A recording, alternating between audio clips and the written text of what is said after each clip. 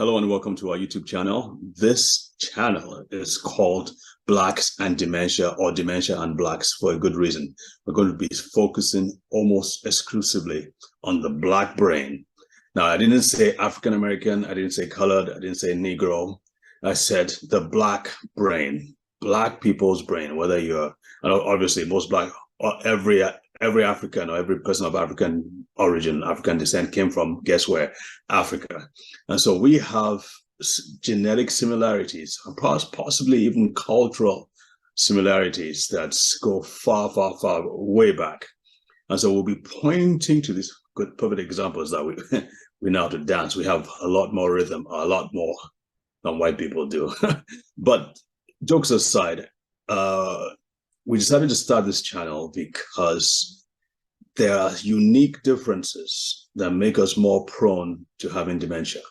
Now, in the US, our risk is twice as high. In the UK, United Kingdom, our risk is 4 times as high. So the other day, I was watching an interview between a Black neurosurgeon and a Black journalist, and they talked about a lot of different topics. And then they came on the topic of why Blacks have a higher risk of dementia than white people do. And the journalist went ahead and asked that question. And obviously, I stopped everything I was doing and I leaned closely, expecting to hear some real gems. And after a pause, the neurosurgeon just took a big sigh and he says, "We don't know." And then the journalist said, "Okay." And they continued with their discussion. They went on to another topic. And in my mind, I was like, wait, what?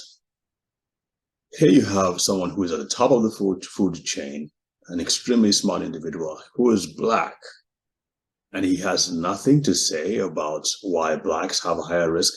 The disease that is ravaging and destroying lives all over the country and around the world, and Blacks are being more badly hit than whites are, and he has nothing to say. I couldn't believe it. It's like, who did this to us? Why? Because you know that if the shoe had been on the other foot, if the roles had been reversed, if they were both white journalists and dementia was something that affected whites more than Blacks, you and I know that they would not leave that journalist would not have let that conversation go like that way. They would have pressed in, they would have dug in a little deeper to find out exactly why. They would have pressed that neurosurgeon to answer the question. But it seems like we just accepted that this is how things are, and we're just going to live with it. We're not going to do anything major. Well, I just can't accept that, especially because I come from a country that has the most number of Black people on the planet. And believe it or not, we're beginning to grow older in that country. The average lifespan was about 53, 54 years. Now it's creeping higher and higher to 60, which means a lot more people are reaching the age of 80 and beyond. Which means dementia being a problem primarily of old age, which means we're going to be seeing a lot more cases like that, which means Black people are going to be more badly hit, especially in my country.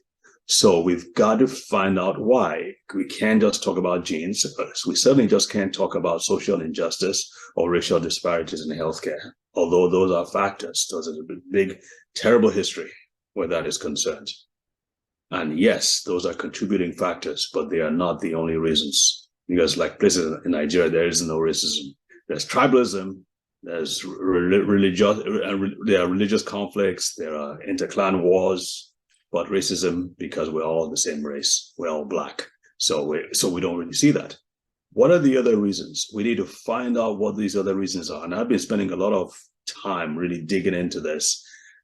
Studying, researching, talking with other experts in the field.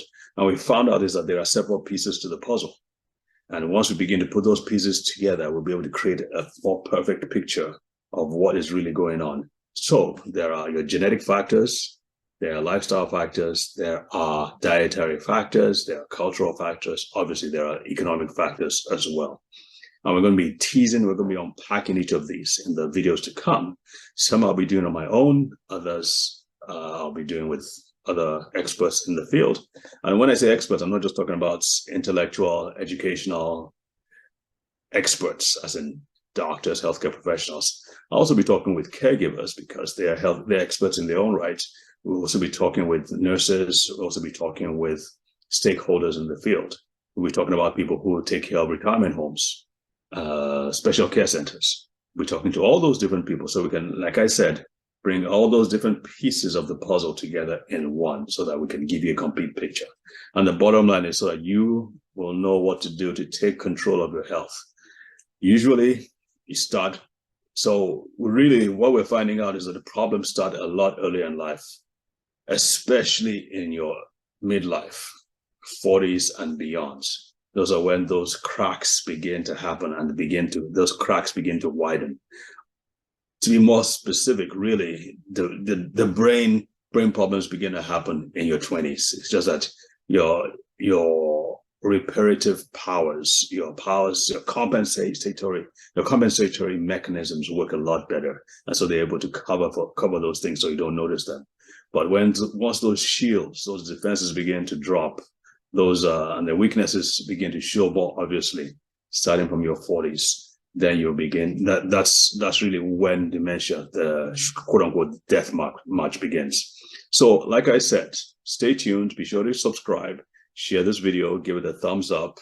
Whatever other YouTubey things you have to do to make sure that this is spread around. I don't see anybody else that's doing it, and so we want to really want to make a difference and really use this to support our community. So take care and be sure to tune in for the next video. God bless. Bye.